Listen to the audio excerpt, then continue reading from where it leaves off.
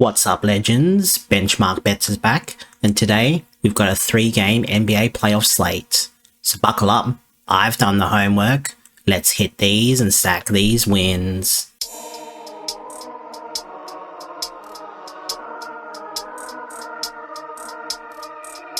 So, for all my picks, I use PropsMadness, hands down the best tool out there for player prop analysis.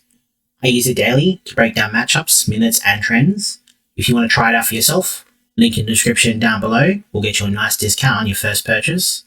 So, the first game on the slate between the Knicks and Hawks, expecting this one to stay close, which is perfect for props. And the first prop I'm looking at is CJ McCollum for over 3.5 assists. So for the season, he's over the slate in 41 out of 78 games, averaging 3.8 assists from 7.5 potentials. Now in this series, he's been scoring heavy, scoring 26 and 32 points, and I expect the Knicks to change their defensive scheme. So they'll mostly target him much more with some double teams and also some much more harder locks, thus giving him more opportunities to grab those assists through the likes of Nickeil Alexander-Walker and also Jalen Johnson. So expected to play at least 32 plus minutes here. So when he plays the expected minutes, he's over the slate in 29 out of 52 games, averaging 4 assists from 7.7 potentials. Yes, the Knicks do allow the 6th fewest assists in the league, and he does thrive in difficult matchups. So when he does have a difficult matchup, he's over the slate in 11 out of 22 games, averaging 3.7 assists from 7.5 potentials. This one is more about game script than the matchup. So CJ McCollum over 3.5 assists is the first play that I'm liking. Then for the second pick, I'm going to Karl-Anthony Towns for over 19.5 points. So for the season, he's over the slate in 42 out of 78 games, averaging 20 points from 25% usage rate and 13.7 field goal attempts. So in the last 2 games against the Hawks, he has been doing alright, but not the best, scoring 25 in his first game, but only scoring 18 in his second game. Second game was a bit off.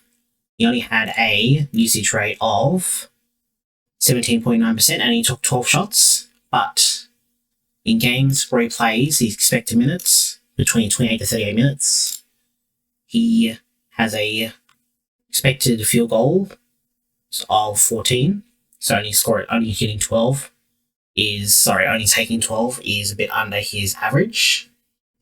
Definitely expecting a bounce back game here. So the Hawks give up the 8th most amount of points in the paint, where he scores 53% of his points, and also from pick and roll man situations, they do give up the 3rd most amount of points, where they've been exploiting heaps in this game, especially with Brunson, trying to get Brunson off Dyson Daniels. So when he plays his expected minutes and also had a good match of pick and roll ball handler points, he's over the slate in 15 out of 22 games, averaging 22.4 points from 26.2% usage rate and 15 field goal attempts per game. So this is my first official play, Karl-Anthony Towns for over 19.5 points. Then another pick that I'm liking is Josh Hart over 12.5 rebounds and assists. So for the season, he's only over the slate in 29 out of 69 games, averaging 12.3 rebounds and assists from 7.9 potentials and 12.2 rebound chances. But playoff Josh Hart is way different. So when we look at games where he's just been playing in the players only, he's over the slate in 14 out of 21 games, averaging 13.8 rebounds and assists from 8.4 potentials and 17.5 rebound chances. So the Hawks defensively have been giving up heaps of rebounds. They do give up the 10th most amount of rebounds. Was going to take his rebound prop, but it is at 8.5, which I think is a bit too high for him. But even in games where he has a good match of rebounds allowed and plays his expected minutes, he's over the slate in 13 out of 21 games, averaging 9.3 rebounds from 15.4 rebound chances. And even if we look at his assists, so when he plays the expected minutes and also has a decent matchup for assists, so the Hawks do give up middle of the pack for assists. So if we take out the bottom 10 defensive teams and the top 10 defensive teams, He's over this line in 16 out of 21 games, averaging 6.3 assists from 10.2 potentials. Josh Hart for over 12.5 rebounds and assists is another play that I'm liking. Now let's head to the next game between the Cavs and the Raptors. And I'm liking the Cavs here to win, but this one is going to be the closest game of the series, and there's a few props I'm liking. So I'm going to go back to one of the props I took last time, was for James Harden over 2.5 threes. So for the season, he's over this line in 14 out of 21 games. Sorry, got that wrong. So over this line in 44 out of 72 games, averaging 3.1 threes from 8.2 potentials. So in the 2 games against the Raptors this series, he's gotten 4 and 3 threes from 7 attempts and 8 attempts. So expecting something very similar here. So he's one of the main guys that can score from isolation, where the Raptors give up the 7th most amount of points to, and 52% of those isolation points are from 3. So expecting James Harden to take his usual amount of shots between 7 to 8 and should convert at least 3 of them here today. But yeah, nothing really changes much from the Raptors.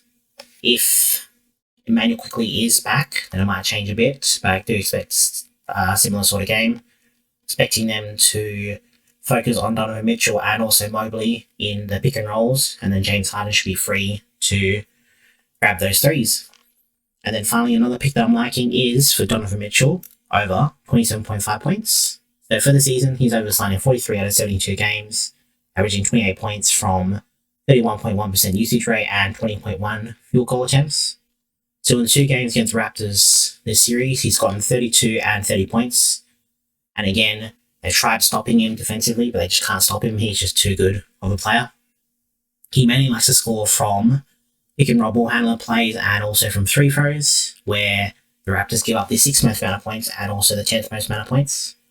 So expected to play at least 34 plus minutes here. So when he plays the expected minutes and also has a good matchup for pick and roll ball handlers, he's over this line in 13 out of 21 games, averaging 29.5 points from 34% usage rate and 22.1 field goal attempts. Donovan Mitchell over 27.5 points is another play that I'm liking. And then let's head to the final game of the day between the Nuggets and the Wolves. I expect this game to be the best game for player props and expect this to be high scoring because there's a few props that I'm liking. So Anthony Edwards over 5.5 rebounds. So on the season, hasn't been the best. He's over this line in 27 out of 63 games, averaging 5.1 rebounds from 8.2 rebound chances.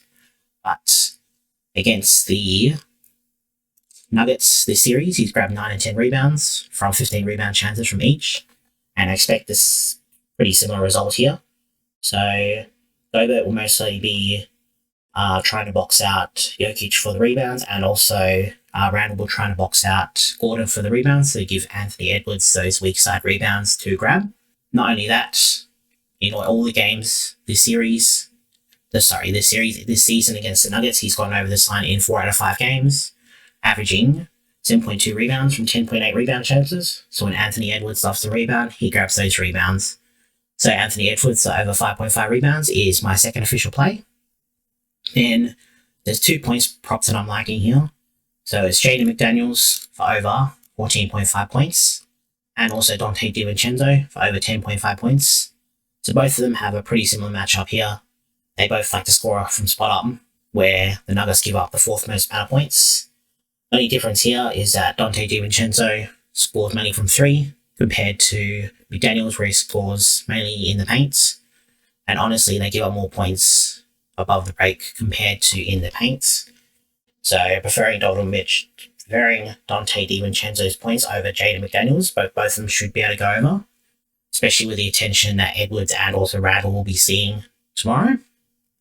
Then, for the final prop, I'm liking Nikola Jokic for over 9.5 assists. So for the season, he's over the line in 43 out of 67 games, averaging 10.7 assists from 17.6 potentials. In the 2 games against the Wolves this series, he's got 11 assists and 8 assists from 20 plus potentials. So if we look at stats where he's had at least 20 plus potential assists for the season, he's over this line in 21 out of 25 games, averaging 12.8 assists from 21.8 potentials. So that's a huge hit rate for over 9.5. Not only that, if we look at other players scoring from the second role players, so players like Christian Braun only hitting 56% and 40%. Then you got Cameron Johnson only hitting 50% and 42%, and then Tim Hardaway only hitting 44% and 33%. As long as I can hit at least 1 or 2 more shots, Jokic should easily get over this 9.5 assists pretty easily. Not only that, for the assist point, the Wolves give up the third most amount of assists to his position. So when he has a favourable matchup for assists against his position, he's over the sign in 16 out of 21 games, averaging 11.8 assists from 18 potentials. So that's it for today's plays. If you're enjoying content, make sure you subscribe to the video, subscribe to the channel, and like the video. And just imagine if the free plays are like this, just imagine how premium will be. So doing a little promo in premium at the moment for your first week, you can get it for 80 cents using code PROFITP when checking out using the weekly premium link, which will be linked down below, and also the code will be linked down below. So until next time, stay safe, good luck with your bets, gamble responsibly, and I'll catch you in the next one. Laters.